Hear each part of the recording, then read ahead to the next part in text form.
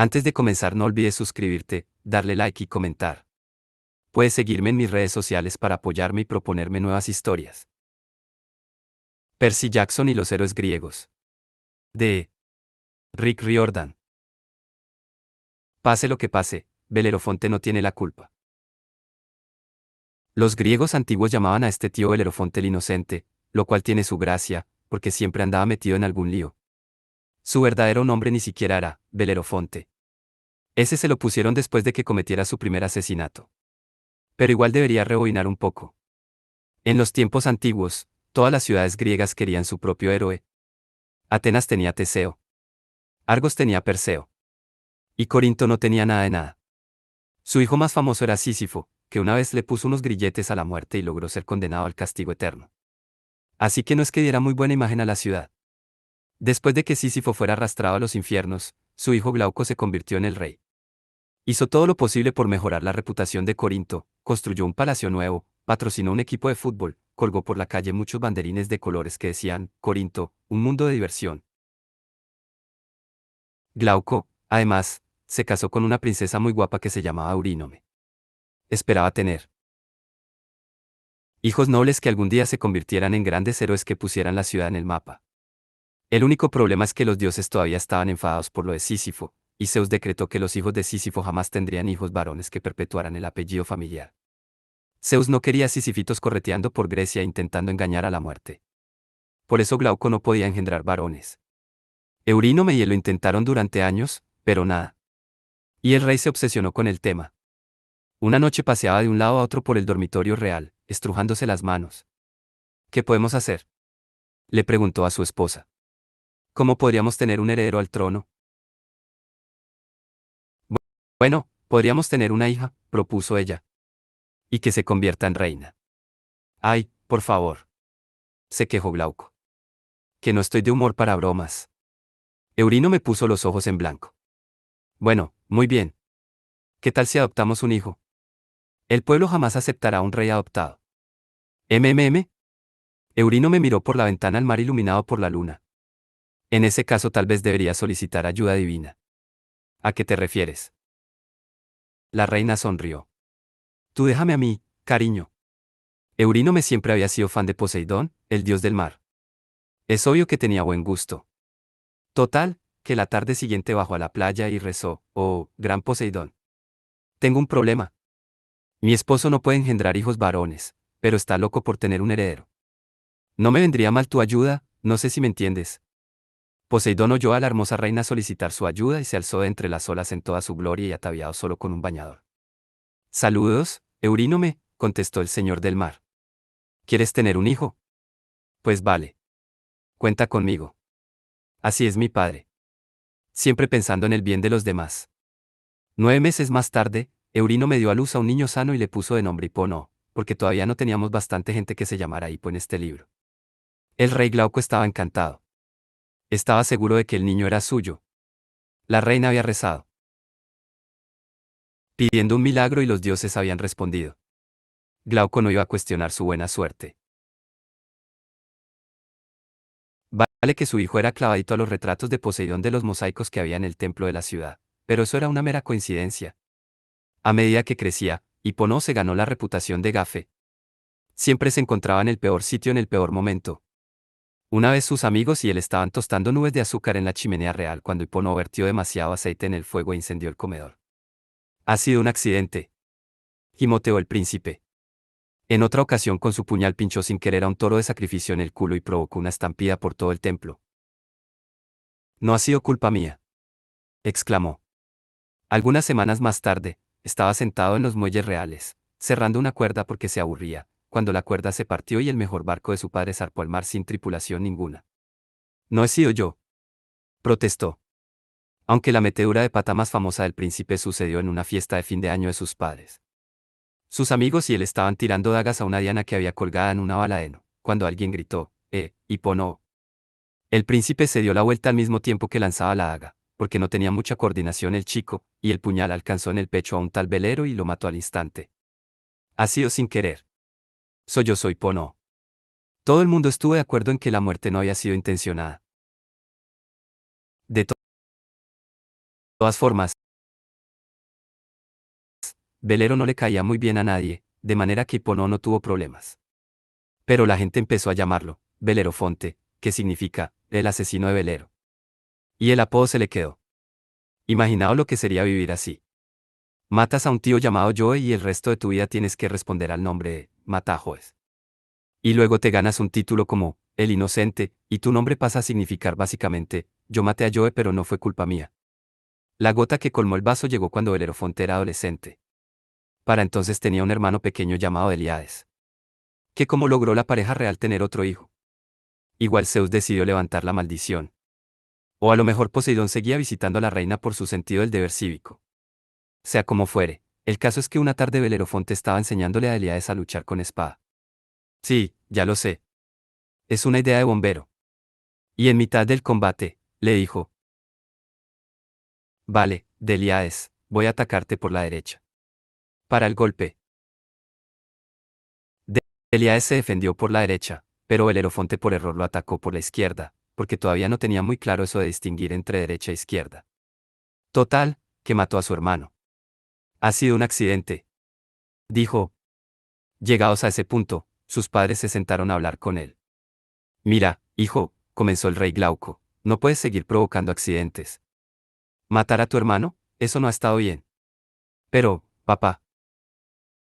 Ya sé que fue sin querer, terció la reina Eurínome. Pero de todas formas, cariño, tu padre y yo hemos decidido mandarte fuera una temporada antes de que accidentalmente nos mandes a los dos al otro barrio demasiado pronto. ¿Qué me enviáis fuera? Pero, mamá, mi amigo el rey Preto ha accedido a acogerte, prosiguió Glauco. Irás a Argos y llevarás a cabo los rituales de purificación para expiar la muerte de tu hermano. Rituales de purificación. Belerofonte lloriqueó. ¿Eso duele? Pasarás unos meses de duelo, dijo su padre, rezando a los dioses. No te ocurrirá nada. ¿Unos meses? Y luego podré volver a casa. A lo mejor. Ya veremos. A Belerofonte le temblaba el labio inferior. No quería llorar, pero se sentía muy rechazado. Vale que había quemado algún que otro edificio y había matado a algún que otro hermano, pero de verdad tenían que mandarlo fuera. Al día siguiente se marchó solo de la ciudad. Tomó la carretera, aunque era peligrosa. Estaba tan deprimido y avanzaba tan despacio que apenas recorrió unos pocos kilómetros antes del atardecer. Encontró junto al camino un santuario de Atenea y decidió pasar la noche allí. Antes de dormirse, Belerofonte le rezó a la diosa: Atenea, no me vendría nada mal un poco de tu sabiduría. Mis padres piensan que no valgo para nada. Destruyo todo lo que toco. ¿Debería darme por vencido o qué? Y llorando se subió al altar y se echó a dormir. Por lo general no es buena idea dormir en el altar de un dios. Es probable que te despiertes convertido en un hurón o en una planta metida en una maceta. Pero Atenea se compadeció de él. Aunque era hijo de Poseidón, y este no era precisamente su mejor amigo, el joven tenía potencial para hacer algo más que un desastre con patas. Así pues, mientras dormía, la diosa se le apareció en sueños. Una niebla gris se formó en torno al altar y un rayo llameó. Belerofonte. El Belerofonte del sueño se cayó del altar y tiró una estatua que se hizo añicos contra el suelo. El joven se levantó de un brinco. Yo no he sido. Atenea suspiró. No pasa nada. Esto es solo un sueño. He oído tu oración, Belerofonte. No eres un inútil. Tú, auténtico padre es Poseidón, el dios del mar. Belerofonte soltó una exclamación. Por eso me parezco tanto a esos mosaicos. Sí. Y por eso a mi madre le gusta tanto la playa. Sí. Así que deja ya de compadecerte. Puedes ser un gran héroe si logras tener confianza en ti mismo. Lo intentaré, Atenea. Para que empieces bien, tengo un regalo para ti. La diosa alzó un artilugio de cintas doradas entrelazadas. ¿Eso es una red? Preguntó Belerofonte. No. Un sujetador. Atenea frunció el ceño. Piénsalo. ¿Para qué iba yo a darte un sujetador dorado? Pues, es una brida. Lo que se les pone en la cabeza a los caballos. Ah, sí. Belerofonte nunca había prestado mucha atención a las bridas. Cada vez que intentaba montar a caballo, atropellaba a alguien o acababa irrumpiendo con el animal en algún salón. Así que, debo buscar un caballo al que ponérsela. Atenea empezó a dudar de que hubiera sido buena idea aparecerse en el sueño de aquel joven. Le recordaba a Poseidón en sus tiempos más tormentosos, cuando iba por ahí como un vendaval, destruyendo cosas a tontas y a locas. Pero, en fin, ya no tenía remedio. Tendría que intentar meter al chico en vereda. Cerca de este santuario, dijo, en un lugar llamado Pirene, encontrarás un manantial de agua dulce. Pegaso suele ir allí a beber. Ala. Pegaso, Pegaso. Belerofonte había oído leyendas sobre el caballo alado.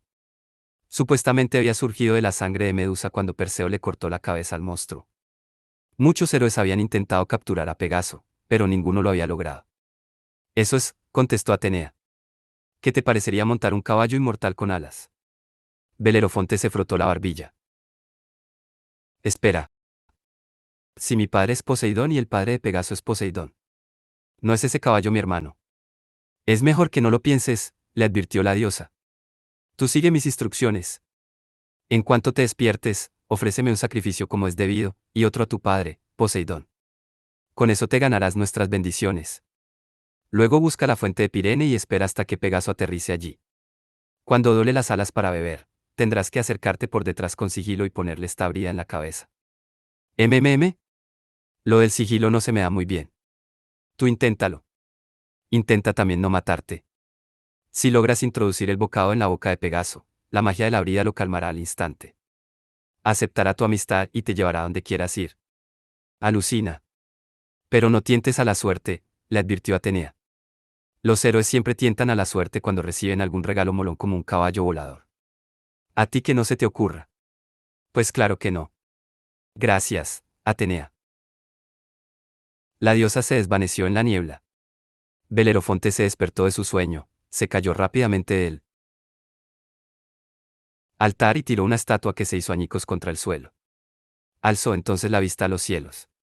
¿Perdón? Ha sido sin querer. El viento sonó a suspiro exasperado. Belerofonte fue andando a la granja más cercana y se gastó todo el dinero del viaje en comprar un toro joven. Luego sacrificó al animal, la mitad para Atenea y la otra mitad para Poseidón. Y entonces se encaminó a capturar a Pegaso con su sujetador mágico y dorado. La fuente de Pirene brotaba de una grieta en la piedra caliza y se vertía sobre un estanque salpicado de lotos y nenúfares. Belerofonte se agachó detrás de un matorral y esperó durante lo que le parecieron horas. Seguramente porque fueron horas. Aprendió entonces lo que la mayoría de los semidioses conta sabemos, que podemos distraernos con facilidad, pero que si algo nos interesa de verdad, somos capaces de concentrarnos como un rayo láser. Y Belerofonte estaba de lo más interesado en capturar a Pegaso. Cuando por fin una forma oscura bajó en espiral desde las nubes, Belerofonte creyó que era un águila, porque tenía el mismo plumaje dorado y marrón. Pero a medida que se acercaba, se dio cuenta de que era una criatura mucho más grande, un semental de color canela con un morro rojizo resplandeciente y unas alas que abiertas medían 6 metros. Belerofonte no se atrevía ni a respirar cuando aterrizó el caballo. Pegaso tocó la hierba con los cascos, dobló las alas, se acercó al manantial y agachó la cabeza para beber.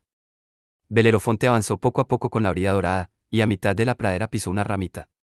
Se quedó paralizado. Pegaso alzó la vista, advirtió la brida y, como era un animal inteligente, se olió lo que sucedía y relinchó. Nuestro héroe habría jurado que el caballo estaba diciendo, tío, mira que eres pringado. Anda, venga. Acércate. Belerofonte se acercó, pues, y Pegaso permitió que le pasara la brida por la cabeza. No sé por qué el animal decidiría cooperar, pero a Belerofonte le fue de miedo. Jamás había embridado un caballo y necesitó 6 intentos. Al principio el pobre animal acabó con la ahogadera sobre los ojos y el bocado saliéndole de la oreja derecha. Pero al final Belerofonte lo consiguió. Pegaso se estremeció. La brida dorada lo llenaba de una magia cálida, alegre y hormigueante. Y luego relinchó con suavidad, como diciendo, ¿a dónde vamos? A la ciudad de Argos. Belerofonte le acarició el morro. Dioses míos, eres alucinante. Eres el más increíble de... ¡Ay! Pegaso le había pisado un pie, y pareció que le decía, calla de una vez y monta ya, antes de que cambie de opinión. Total, que Belerofonte montó a lomos de Pegaso y juntos subieron hacia el cielo. Entraron en Argos a lo grande. No todos los días un corintio entraba a lomos de un caballo volador por la ventana del salón del trono. Por suerte era una ventana grande y aún no se habían inventado los cristales, porque si no aquello habría acabado en desastre. Aún así, Pegaso se enredó la pezuña izquierda en el cordel de un tapiz, tiró a Belerofonte sobre el estrado real y volvió a salir volando por la ventana, arrastrando el tapiz como una pancarta publicitaria. El rey Preto le dio la bienvenida como invitado de honor. Cualquier persona capaz de domar a Pegaso, más o menos, contaba con su aprobación. Su esposa, Antea, todavía se alegró más de ver al héroe guapo y joven. La reina se sentía muy sola. Su tierra natal, Licia, se encontraba muy lejos, al otro lado del mar, en la costa de lo que hoy es Turquía. Su padre la había obligado a casarse con Preto, que era mucho mayor que ella, tenía una buena barriga y estaba quedándose calvo. Antea odiaba a Argos. Odiaba tener que conformarse con un esposo viejo y repulsivo. Y en cuanto vio a Belerofonte, se enamoró de él. Belerofonte pasó varios meses en el palacio. Todos los días iba a los templos a rezar, hacía sacrificios y pedía perdón a los dioses por haber matado a su hermano pequeño.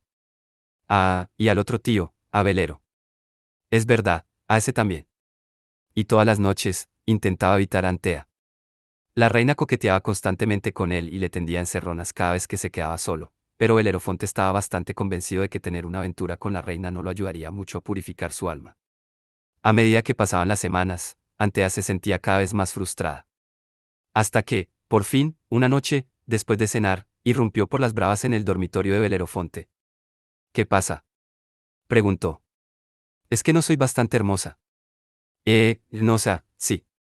Vaya que estás casada. Bueno, ¿y qué?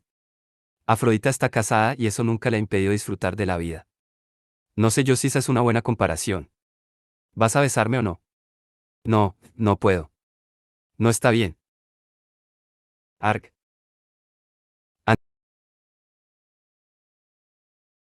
Antea salió hecho un basilisco de la estancia. Odiaba a los jóvenes santurrones, sobre todo a los guapos que se negaban a flirtear con ella. Entró en la cámara de audiencias, donde su marido viejo y gordo dormitaba en su trono. Preto, despierta. El rey dio un respingo. Solo estaba descansando los ojos. Belerofonte me ha agredido. Preto frunció el ceño. Ah, ¿sí? Pero si siempre se muestra muy educado. ¿Estás segura de que no habrá sido por accidente? Ese chico tiene muchos accidentes. Me ha perseguido por su dormitorio y ha intentado agarrarme. ¿Y qué hacías tú en su dormitorio? Esa no es la cuestión. Belerofonte ha intentado besarme. Me ha llamado, pastelito, y toda clase de espantosos nombres lascivos. Preto pensó que a lo mejor estaba soñando. La reina decía disparates. Belerofonte te ha agredido y te ha llamado, pastelito, recapituló. Sí. Antea apretó los puños. Exijo justicia. Si me amaras, lo detendrías y lo ejecutarías. Preto se rascó la barba. A ver, querida, agredir a la reina es un crimen muy serio. Pero, o sea, ¿estás segura? Belerofonte no me parece de esos. Es el hijo de mi viejo amigo, el rey Glauco. Si lo matamos, lo más probable es que Corinto nos declare la guerra. Además, Belerofonte es un invitado en mi casa. Los dioses no ven con buenos ojos que la gente mate a los invitados. Antea lanzó un rugido. Eres un inútil. Si no quieres matarlo tú, envíaselo a mi padre, en Licia. Mi padre seguro que lo mata. Preto no tenía ningún deseo de matar a Belerofonte, pero tampoco le gustaba que la reina le gritara. Tenía que vivir con ella y se ponía muy desagradable cuando no se salía con la suya. Si se lo envío a tu padre para que lo ejecute, ¿cómo iría la cosa, exactamente? Antea trató de contener la impaciencia. De verdad, al estúpido de su marido había que explicárselo todo. Tú eres el anfitrión de Belerofonte, ¿no es así? Tú decides lo que tiene que hacer para cumplir con sus rituales de purificación y tú decides cuándo habrá terminado, ¿no? Bueno, sí. De hecho estaba a punto de decirle que su purificación había terminado. Pues dile que tiene una cosa más que hacer, explicó Antea. Para quedar purificado, debe viajar a Alicia y ofrecer sus servicios a mi padre, el rey Yoates. Y van a ejecutarlo. Dale una carta de presentación sellada para mi padre.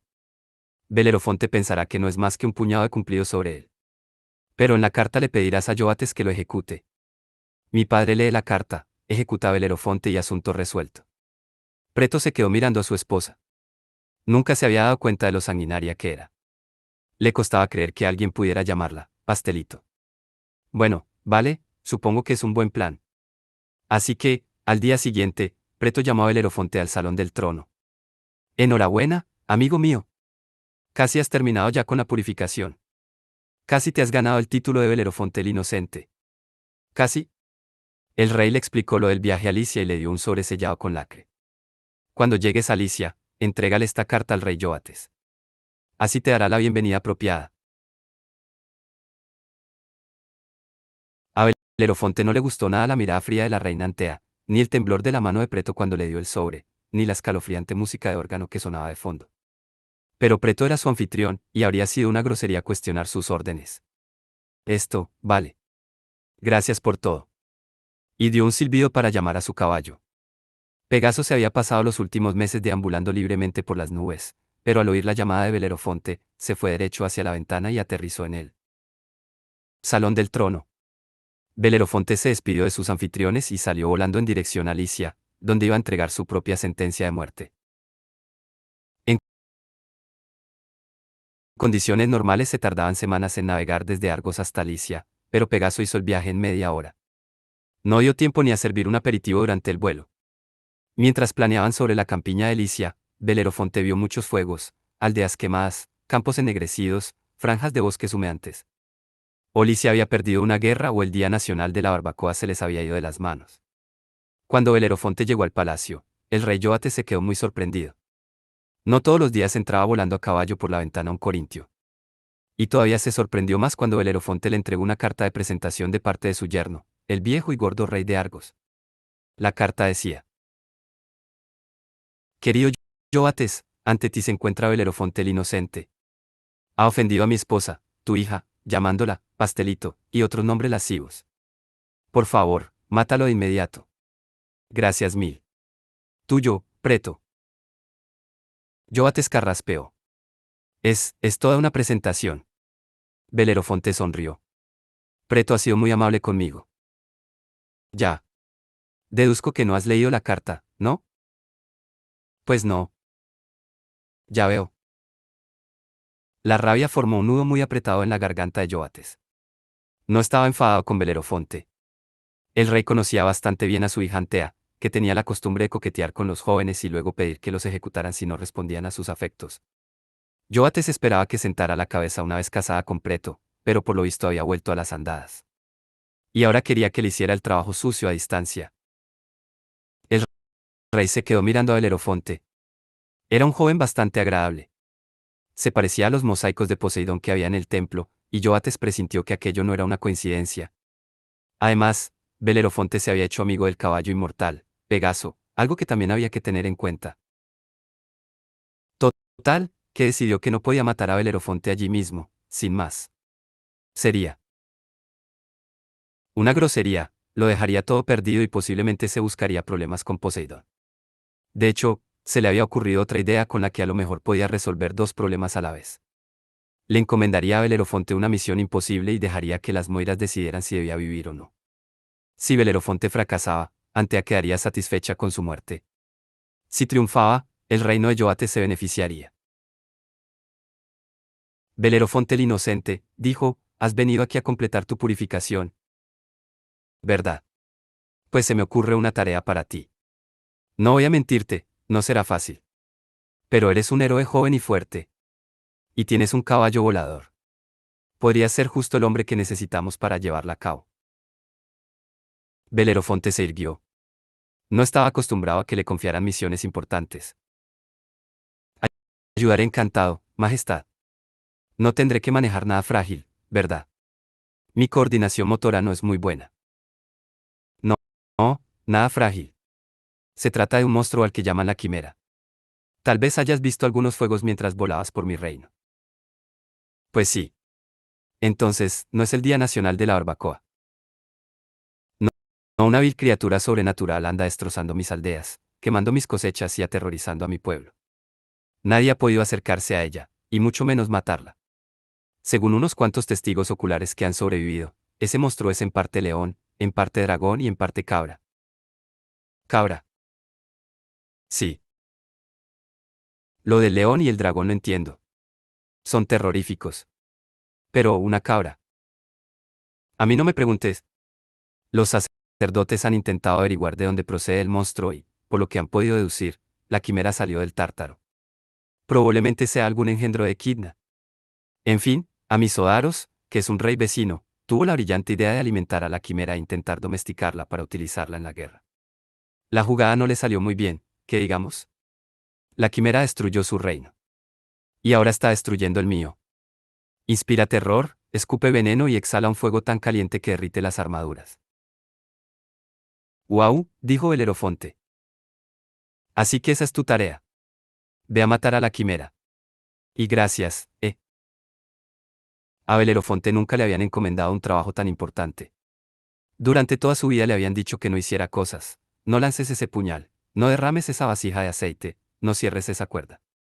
Y ahora el rey Yoates, que apenas lo conocía, le confiaba el destino de su reino. ¡Qué tipo más simpático! Belerofonte estaba decidido a no meter la pata. Saltó a lomos de Pegaso y salió volando por la ventana. Encontraron a la quimera pasando a soplete sobre una aldea a unos 30 kilómetros al sur de la capital. Belerofonte, tras sobrevolar el monstruo, entendió por que nadie había podido ofrecer una buena descripción de él, cualquiera que se acercara a más de 30 metros acabaría reducido a cenizas. Para que conste, yo conocía a la quimera, aunque por aquel entonces no era tal como Belerofonte la vio. No es de extrañar, porque los monstruos suelen cambiar de apariencia. Cuando yo la conocí tenía el aspecto de Chihuahua y se llamaba Sony, lo cual nos lleva a un nivel muy distinto de terror. Pero prosigamos. Belerofonte vio a una criatura del tamaño aproximado de un mamut. Tenía la cabeza y las patas delanteras de un león. La parte trasera del cuerpo era escamosa y de reptil, con patas de dragón y una cola serpenteante que por alguna razón tenía en la punta la cabeza de una serpiente de cascabel. La cabeza de serpiente se lanzaba a un lado y otro como un látigo, pegando furiosas dentelladas en el aire. Claro que si yo hubiera pegado al culo de un monstruo tampoco estaría de muy buen humor. Lo más raro de aquel bicho era la cabeza de cabra que le salía del lomo como si fuera un periscopio. Giraba casi en un círculo completo, arrojando una columna de fuego de 30 metros. ¡Caray!, masculló Belerofonte. ¿Qué te parece, Pegaso? Podemos caer en picado sobre esa cosa. Pegaso relinchó como diciendo, no sé, chaval. Yo soy inmortal, pero tú no tanto. Como cualquier buen héroe, Belerofonte llevaba encima una espada y una lanza. Preparó la lanza, puesto que era algo más larga que la espada, y espoleó a Pegaso para que cayera en picado sobre el monstruo. Llegaron a unos 6 metros de distancia de la quimera antes de que la cabeza de cabra los viera y escupiera fuego. Pegaso se desvió tan bruscamente que Belerofonte estuvo a punto de caerse. El calor de las llamas le achicharró el vello del brazo. La cabeza de serpiente escupió una nube de veneno que le dañó los pulmones. Y el rugido de león fue tan aterrador que el héroe casi se desmaya. Solo lo salvó su caballo alado. Pegaso salió disparado hacia arriba, poniéndolos fuera de peligro y dejando a su estela una espiral de plumas chamuscadas. Belerofonte tosió para sacarse el veneno y el humo de los pulmones. Nos ha ido de un pelo. Pegaso resopló, no me digas. Volaron en círculos mientras la quimera los observaba. La cabeza de serpiente de cascabel siseaba. Al final de la cola.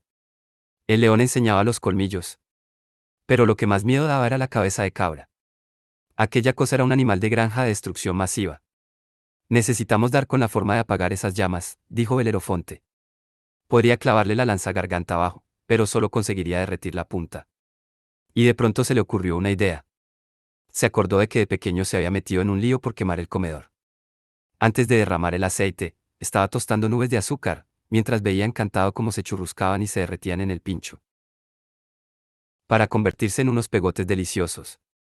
Ten cuidado, no vayas a ahogarte con eso, le decía siempre su madre. Se te pueden pegar a la garganta y te morirías. Dijo ahora Belerofonte para sí. Gracias, mamá. Contempló las ruinas de la aldea y al final de la calle mayor atisbó una herrería abandonada. Pidió a Pegaso que volviera a bajar, y en cuanto aterrizaron en el taller del herrero, Belerofonte descendió de un salto y se puso a rebuscar entre los escombros. La quimera los vio aterrizar y, con un rugido, se lanzó a la carga por la calle mayor, tan deprisa como sus desiguales patas podían llevarla. Vamos, vamos, masculló Belerofonte. Por fin sacó de un tirón unas maderas caídas sobre la forja. Ajá. Junto a los fuelles había un trozo de plomo del tamaño de una almohada. Belerofonte logró levantarlo muy a duras penas, se acercó tambaleándose a Pegaso y se las apañó para volver a montar, antes de lanzarse de nuevo hacia el cielo justo cuando la quimera rociaba de fuego el taller. Pegaso gruñó, esforzándose por volar con aquel peso añadido. ¿Para qué necesitamos una almohada de plomo? Ya lo verás. Belerofonte hundió la punta de la lanza en el trozo de metal. Por suerte el plomo es blando, y nuestro héroe consiguió empalarlo firmemente como si fuera una nube de azúcar gigante y pesadísima ensartada en un pincho. Pegaso, acércame lo suficiente para darle de comer esto a la cabra. Será un placer, relinchó Pegaso, y descendió en picado una vez más. Quimera, gritó Belerofonte. ¿Quieres una nube de azúcar? Las tres cabezas del monstruo alzaron la vista. El monstruo nunca había probado una nube. Era dificilísimo conseguirlas en el Tártaro. Y sí, el héroe mortal parecía tener una nube gigantesca y gris ensartada en un pincho. Los tres pequeños cerebros de la quimera mantuvieron una breve discusión sobre los pros y los contras de aceptar chucherías de desconocidos. Belerofonte estaba solo a 3 metros de distancia cuando la cabeza de cabra decidió que aquello era una especie de trampa. Abrió la boca para derretirle la cara al héroe mortal, pero Belerofonte hundió su pincho moruno de plomo en la garganta de la fiera cabra. Pegaso viró mientras la cabeza de la cabra se atragantaba y sus pulmones se llenaban de plomo derretido. La quimera se tambaleó. Las cabezas del león y la serpiente se agitaban de dolor. Belerofonte bajó de un salto del lomo de Pegaso y sacó la espada. Y lo más increíble es que consiguió hacerlo sin clavársela. Por primera vez se sintió un auténtico héroe, con reflejos y coordinación motor y todo. Cuando la quimera se elevó sobre sus patas traseras, dispuesta a lanzarse sobre él, Belerofonte se le metió debajo y le atravesó el vientre con la espada. La bestia se desplomó, aunque la cabeza de serpiente de cascabel aún seguía sacudiéndose a un lado y otro. ¡Yujú! Gritó Belerofonte. Alzó una mano para chocar los 5 con Pegaso, pero el caballo lo miró en plan. Por favor. Belerofonte se llevó como recuerdo la cabeza de cabra con su boca humeante forrada de plomo. Se sacó un par de selfies con el cadáver del monstruo y luego volvió con Pegaso a Alicia para dar la buena noticia al rey Yoates. El rey estaba encantado de que la quimera hubiera muerto, pero se quedó de piedra al ver que Belerofonte seguía vivo. ¿Y ahora qué se supone que tengo que hacer?, se preguntó en voz alta. Belerofonte frunció el ceño. Majestad. O sea, quiero decir. ¿Cómo podría darte las gracias? Bien hecho. Esa noche, Yoate celebró una gran fiesta en honor de Belerofonte, con tarta y helados y payasos y magos, aunque el rey prohibió los tragafuegos porque le parecían de mal gusto después del incidente de la quimera. Yoates y Belerofonte estuvieron hablando toda la noche, y el rey se dio cuenta de que aquel joven héroe le caía muy bien. No quería verlo muerto, pero tampoco estaba del todo dispuesto a ignorar la carta de su hija Antea en la que pedía su ejecución. ¿Qué por qué? Pues a lo mejor porque a Yoates le preocupaba que Belerofonte pudiera representar un peligro para el reino. O igual es que era el típico padre al que no le gusta negarles nada a sus hijos, aunque sus hijos sean unos sociópatas. En cualquier caso, el rey decidió plantear a Belerofonte otro desafío, solo para asegurarse de que las moiras lo querían vivo de verdad. ¿Sabes, Belerofonte?, le comentó mientras tomaban el postre. No tengo derecho a pedirte más favores, pero... lo que sea, mi señor. Y Belerofonte lo decía en serio. Nunca se había sentido como un héroe, y la verdad es que le gustaba. La gente lo quería. La hija pequeña del rey, la hermosa Filonoe, había estado flirteando con él descaradamente, y eso también le había gustado. Y lo más importante, Yoates creía en él. El rey le había dado la oportunidad de demostrar su valía. ¡Qué gran hombre! Si puedo ayudarte en lo que sea, insistió Belerofonte, lo haré. Pídeme cualquier favor. La multitud aplaudió y alzó las copas en honor a Belerofonte. Yoates se sintió como un capullo, pero se obligó a sonreír. Pues verás, hay una tribu vecina, los Sólimos, que han estado causando toda clase de problemas en la frontera oriental. La quimera mató a mis mejores hombres, excepto a ti, por supuesto, así que no me queda gran cosa del ejército. Me temo que los Sólimos invadirán el país si nadie los detiene. No me digas más, exclamó Belerofonte. Mañana mismo iré volando hacia allí para solucionar el asunto. La multitud estalló en vítores. La princesa Filonoe batió las pestañas. Yoates colmó de alabanzas al joven héroe, pero por dentro se sentía fatal. Los Sólimos jamás habían sido conquistados. Contaban con la bendición de Ares, el dios de la guerra, y en la batalla eran los más valientes. Enviar a un tío solo a luchar contra ellos. Bueno, era un homicidio. Al día siguiente, Belerofonte montó a Pegaso y salió volando para luchar contra los vecinos. A lo mejor es que lo sorprendió desde el aire, o igual es que había encontrado la confianza en sí mismo de la que le había hablado Atenea. Yoates creía en él, así que él creyó también en sí mismo. El caso es que Belerofonte aterrizó en mitad de los Sólimos y organizó una carnicería. Cuando ya había matado a la mitad de la tribu, y la otra mitad había salido despavorida, el jefe suplicó la paz. Prometió no volver a atacar Licia nunca más. Al final Belerofonte y él firmaron un tratado de paz, se hicieron unos cuantos selfies para la posteridad, y luego nuestro héroe regresó volando al palacio. El rey Yoate se quedó alucinado de nuevo. Los habitantes de Licia se pusieron como locos de contentos. Y esa noche celebraron una nueva victoria. La princesa Filonoe volvió a tirarle los tejos al joven corintio y le suplicó a su padre que concertara un matrimonio entre los dos. Yoates tenía sus dudas. Belerofonte estaba resultando ser súper útil. Era fuerte y valiente, e inocente de verdad. No había tenido un solo accidente desde que llegó a Licia, no había matado a ningún pariente, no había incendiado ningún comedor, ni siquiera había zarpado un solo barco vacío. A pesar de todo, Antea había solicitado la muerte del joven, y a Yoates le resultaba muy difícil negarle nada a la homicida de su hija mayor. Total, que decidió encargar a Belerofonte una misión peligrosa más, solo para estar absolutamente seguro, al 100%, de que el héroe tenía a las Moiras de su parte. Mi maravilloso amigo Belerofonte, comenzó, lamento tener que pedírtelo, pero es que existe una última amenaza para este reino. No, es demasiado peligroso, incluso para un héroe como tú. Lo que sea. La multitud estalló en vítores entusiasmada, golpeando con las copas en las mesas. Bueno, continuó Yoates, hay una nación en particular que está guerreando con todas las ciudades de Anatolia. Es posible que hayas oído hablar quizá de las Amazonas. Los vítores se acallaron. Belerofonte tragó saliva. Sí que había oído algunas leyendas acerca de las Amazonas, sí. Su sola mención provocaba pesadillas a los niños griegos. ¿Quieres que luche contra ellas? No le confiaría esta misión a nadie más, dijo Yoates, lo cual era cierto. Si pudieras conseguir que nos dejaran en paz, como hiciste con los Sólimos, sería fantástico. Así que al día siguiente Belerofonte se dirigió volando a la batalla.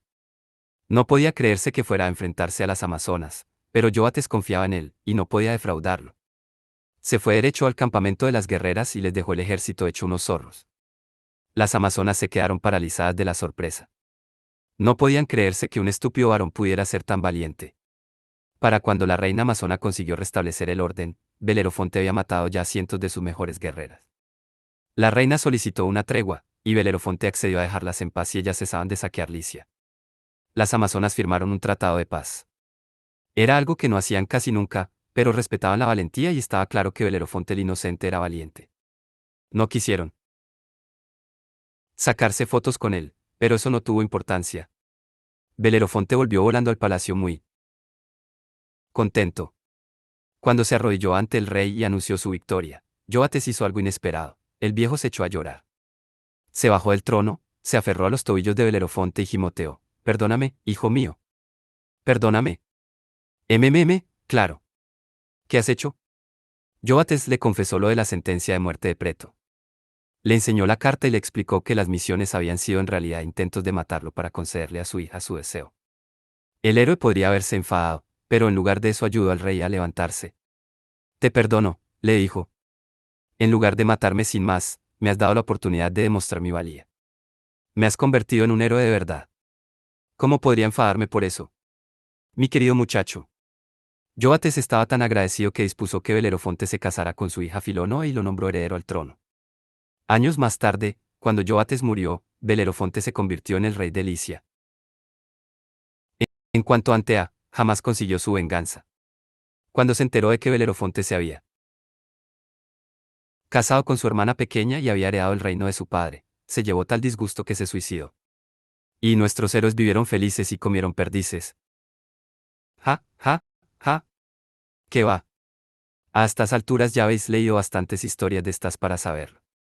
Belerofonte todavía guardaba en la reserva una metedura de pata de marca mayor. Después de haber sido rey durante muchos años, empezó a echar de menos los buenos viejos tiempos. Las multitudes ya no lo vitoreaban como cuando mató a la quimera. Nadie se acordaba de cómo había derrotado a los Sólimos y las Amazonas. Cuando contaba sus batallitas en los banquetes reales, los invitados disimulaban los bostezos, e incluso su esposa, Filónoe, ponía los ojos en blanco. Es curioso, pero suele pasar, aparecen nuevos héroes y los antiguos se dejan de lado. Nos olvidamos de lo malo del pasado y echamos de menos los viejos tiempos, cuando quemábamos palacios y las reinas locas nos condenaban a muerte. Total, que Belerofonte pensó que necesitaba una última aventura, una misión, en plan crisis de los 40, para que todos volvieran a amarlo y para poner un poco de sal en su vida. Volaría más alto que ningún otro héroe de la historia. Iría a ver a los dioses del Monte Olimpo. Así que salió al balcón más alto del palacio y llamó a Pegaso con un silbido. El caballo alado respondió a su llamada.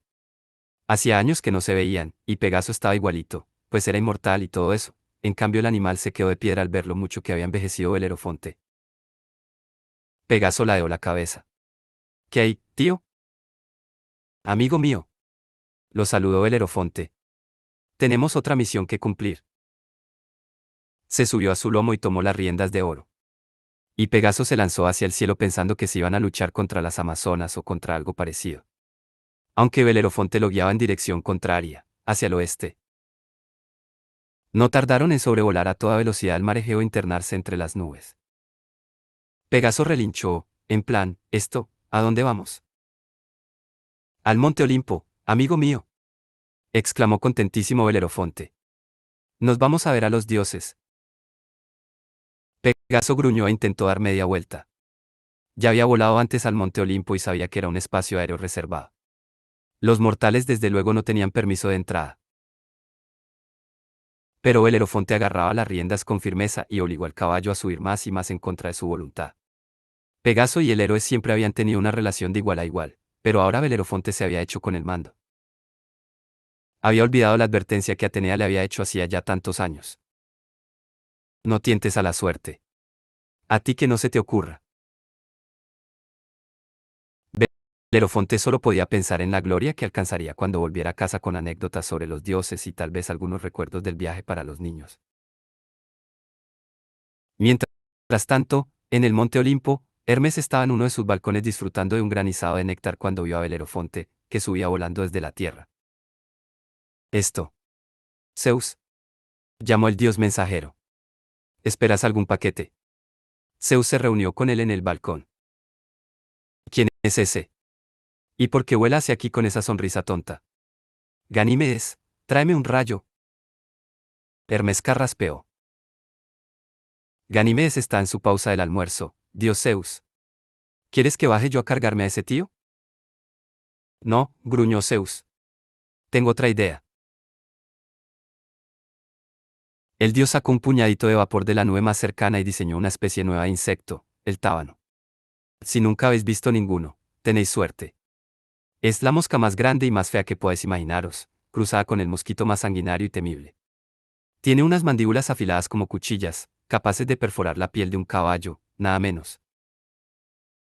Total, que Zeus envió a su nuevo chupasangre a que se diera su primer festín. Y el tábano picó a Pegaso entre los ojos. Y vale que Pegaso era inmortal, pero podía sentir dolor. Y la picadura del tábano era lo peor que había experimentado desde que el aliento ardiente de una supercabra lo había chamuscado. De manera que se encabritó violentamente, y Belerofonte perdió las riendas, se cayó del caballo y se desplomó varios miles de metros hasta estrellarse y morir. Pegaso se sintió un poco mal. Pero es que, claro, Belerofonte debería haber sabido que no se puede ir volando al Monte Olimpo. Lo único que consiguió fue una muerte humillante, y que ahora todos los demás tengamos que lidiar con los tábanos. Mirando las cosas por el lado positivo, Belerofonte y Filono tuvieron 3 hijos maravillosos. Aunque su hijo mayor, Isandro, murió más tarde a manos de Ares. Y Artemisa mató a su hija mayor, Laodamía. El hijo pequeño, Hipóloco, sobrevivió. Pero, como no, el hijo de este, Glauco, llamado así en honor del viejo rey de Corinto, murió atravesado por la espada de Ajax en la guerra de Troya. Así que sí, el caso es que Belerofonte y todos los que tenían alguna relación con él fueron asesinados. Fin. Y si no os gusta cómo acaba, recordad que yo no me he inventado nada de todo esto. Podéis llamarme Percy el Inocente. Yo no tengo la culpa.